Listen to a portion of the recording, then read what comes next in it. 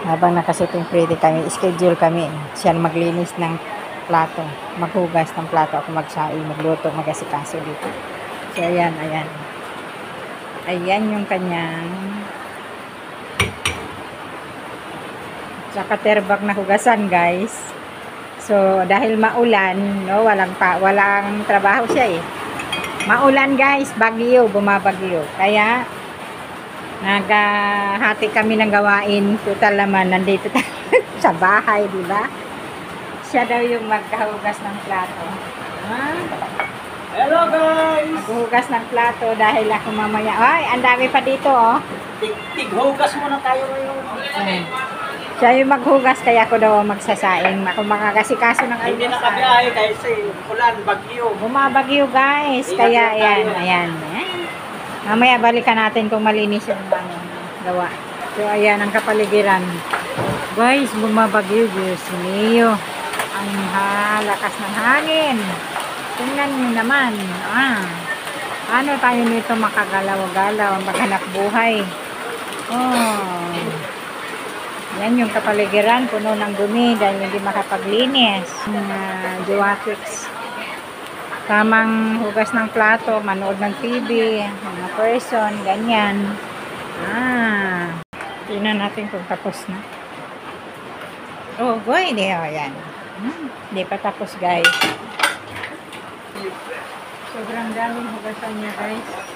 So, schedule kami ng gawain. So, yung maghuhugas, ako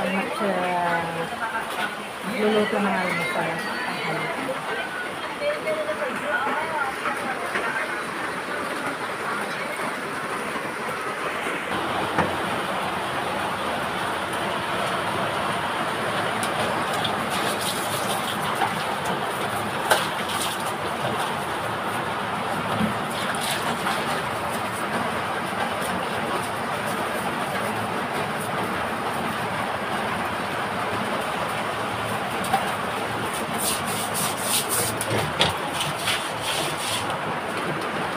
Okay na.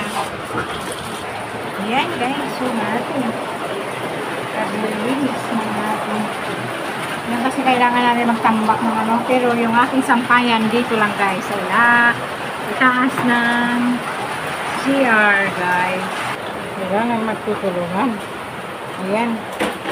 Pwede ko umuulan ang aming loob ng bahay, guys. O, ayan. Guys. Tapos maghugas. Magsaing. Ano naman siya. For this video. Dali ang trabaho pagkasama-sama at nagkatulungan ba? Yan. Ang lakas lang ng trip ko sa asawa kapag video-videohan ba.